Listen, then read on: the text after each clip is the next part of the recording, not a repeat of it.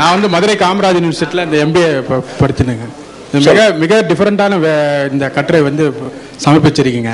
இதில் என்னுடைய ஒரே ஒரு கேள்வி மட்டும் அதில் சொல்கிறேன்.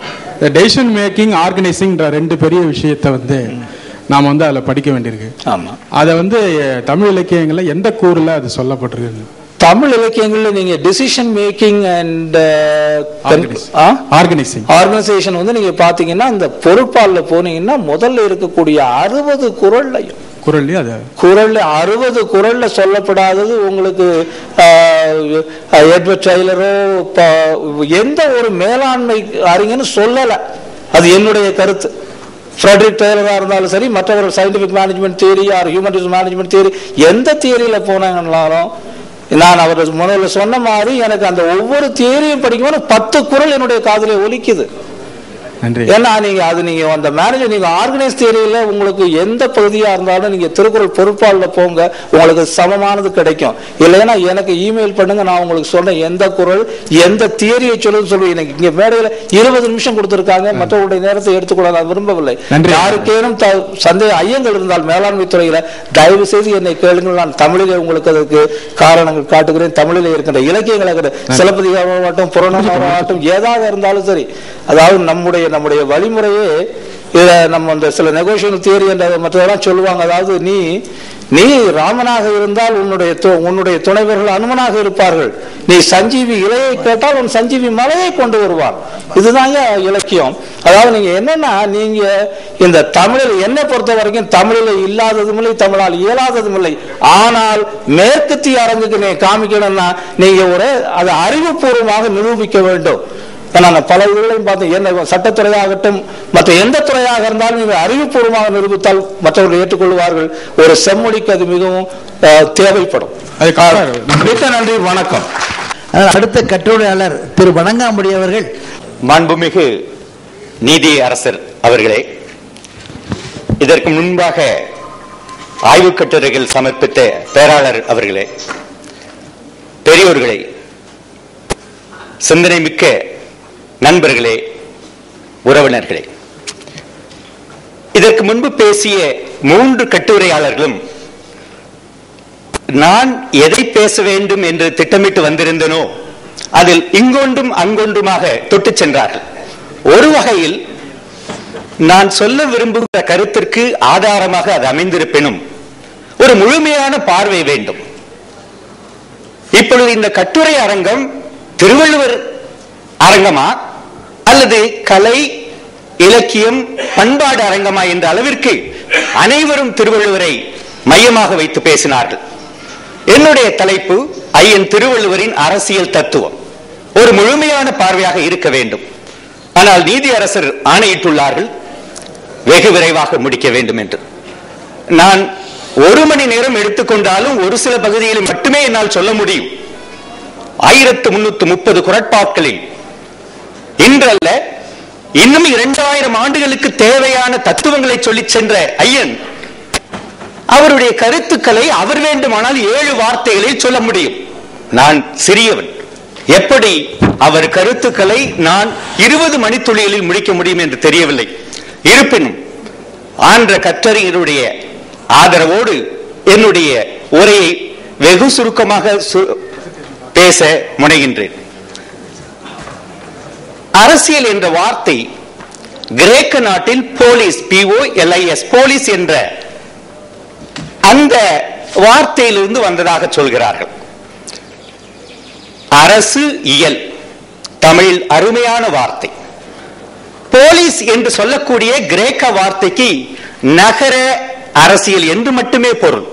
ஆனால் அந்த காலத்திலேயே பெரிய நிலப்பரப்பை கொண்ட தமிழகத்தில் இங்கு நிலவிய அந்த அரசு அரசாங்கம் பற்றிய இயலை குறிக்கக்கூடிய சொல் இந்த அரசியல் என்ற சொல்.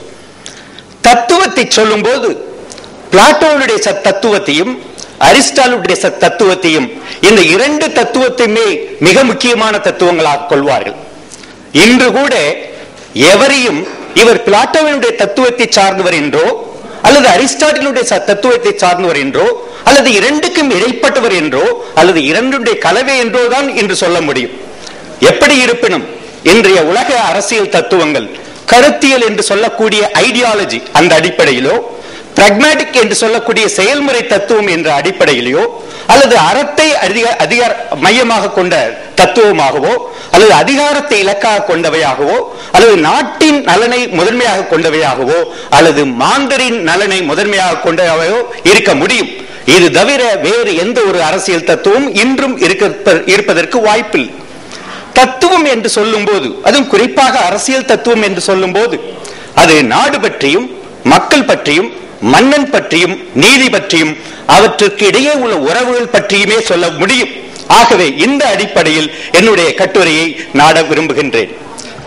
இந்த 4 பொருள் குறித்து ஐயன் திருவள்ளுவர் நாடு என்றும் மாந்தர் என்றும் வேந்தர் என்றும் முறை என்ற கோட்பாடுகளை ஆய்வதற்காக அவர் படைத்த அதிகாரம் கடந்து திருவள்ளுவர் எனக்கு தெரிந்த வரையில் கடந்த 25 ஆண்டுகளாக ஆராய்ச்சி செய்து கொண்டிருக்கிறேன். இதுபோல ஒரு சிறந்த நூல் இன்று கூட வரவில்லை. ஒரு நூல் எங்கனம் இருக்க முடியுமோ, இருக்க வேண்டுமோ அந்த அளவிற்கு மிக அருமையாக 2000 ஆண்டுகள் முன்னாலே படைத்த ஒரு நூல்.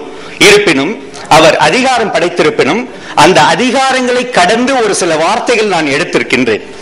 அரசியல் என்பது நாட்டின் வளங்களை மாந்தர்களுக்கு வேந்தர்களால் பகிர்ந்தளிக்கும் முறை என்ற இன்றைய அரசியல் கோட்பாட்டிற்கு ஒப்ப. இன்று கூட இவர் இப்படிதான் சொல்கிறார்கள்.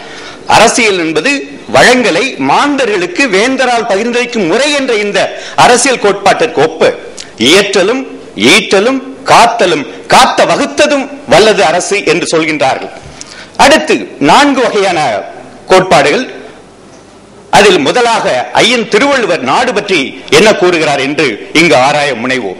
நாடு என்ற சொல்லுக்கு இணையாக அரசு என்ற சொல்லை பயன்படுத்தியுள்ளார். நாடென்ப நாடா வளர்த்தன, நாடல்ல நாட வளர்ந்தரு நாடு.